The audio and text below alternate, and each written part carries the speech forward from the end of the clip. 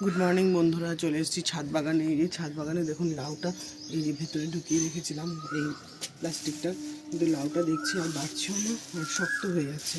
আমি নখ দিয়ে দাবিয়ে দেখেছি, শক্ত হয়ে যাচ্ছে। এই দেখুন, আর পোকার মতনও কীরকম যেন একটা লাগছে, পোকা ধরে নিয়েছে মনে হচ্ছে, জানি না। এই জন্য এই লাউটা হারভেস্ট করে নেবো, এই জন্য এটা নিয়ে এসছি।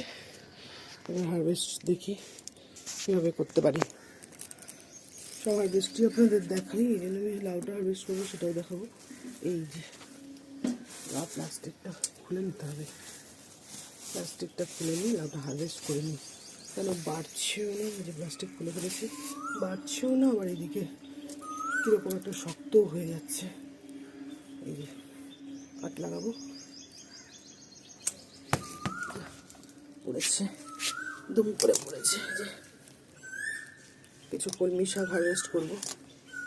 ওকে টমেটো তুলে নিয়ে গেলাম, ওটা দেখাতে পারলাম না। আর সবসময় তো ফোন নিয়ে আসি না, বা ভিডিও করব বলে আসি না, এই জন্য এটা রেখে দিলাম। এইবার আমি কিছু কলমি শাক হারভেস্ট করবো। এই দেখো এখানেও হয়েছে, আরও নানা জায়গায় হয়ে রয়েছে, সেই জন্য আমি কিছু কিছু শাক হারভেস্ট করবো। যেখানে আছে, তারপর আরও জায়গায়ও আছে, যেমন এই যে এই জায়গাগুলোতে আছে। দেখো এই যে এটা পুরো আছে, এইটা পুরো আছে, তারপরে এইখানটায় ভেতরটায় আছে, এই জায়গাটায় আছে,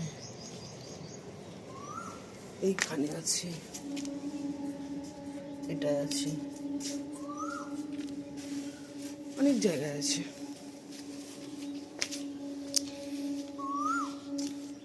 এখানে আছে, তারপরে এই যে, তারপর এই যে এখানটায় আছে, এই যে এখানটায় আছে, এইখানটায় আছে, আবার খারকোলও হয়েছে। এই যে খারকোল, এই যে হচ্ছে, বড় হলে ভালোভাবে বোঝা যাবে। এই যে হচ্ছে ভেতর দিয়ে, এর তো গোড়া থেকে গেলেই হয়, খারকোলের গোড়াটা থেকে গেছে, তাই হয়তো হচ্ছে। আর এখানে তো একটা পেঁপেতে আবার পাক ধরে গেছে। পেঁপে তো পরপর তুলেই যাচ্ছি, গাদা গাদা পেঁপে তুলেছি। এই দেখো আরেকটা পেঁপেতে পাক ধরে গেছে, এই যেটা দেখতে পাচ্ছ, এরকম হলদে টাইপের হয়ে যাচ্ছে আস্তে আস্তে। এই যে এই একদিনের মধ্যেই এটা এখনও করে নিলে হয়ে যায়।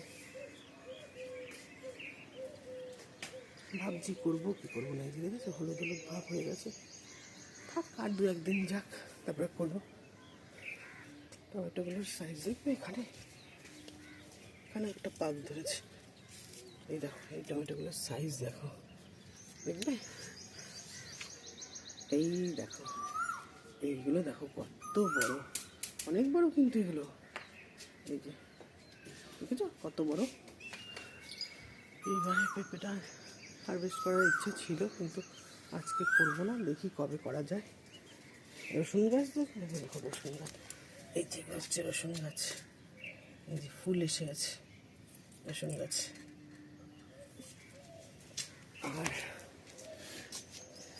এইটার মধ্যে, এই গ্রো ব্যাগটার মধ্যে এই যে পালং শাকের দানা করছি, এই দেখো কত পালং শাকের দানা হয়েছে। এইগুলো থেকে আবার নতুন পালং শাক আমি করব।